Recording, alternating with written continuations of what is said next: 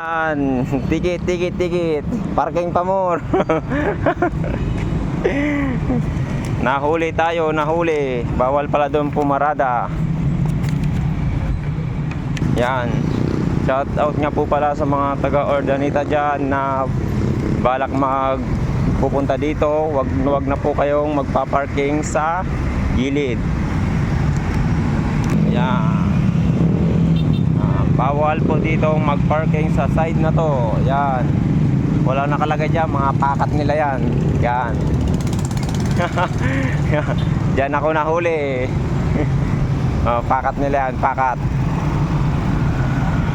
400 pesos.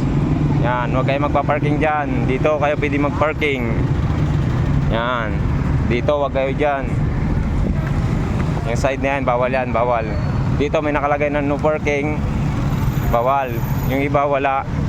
Pakat nila yon para meron silang remit. Diba? Kahit nakita ka na ng pulis dyan, hindi ka nila sisitain. Hindi ka nila sisitain.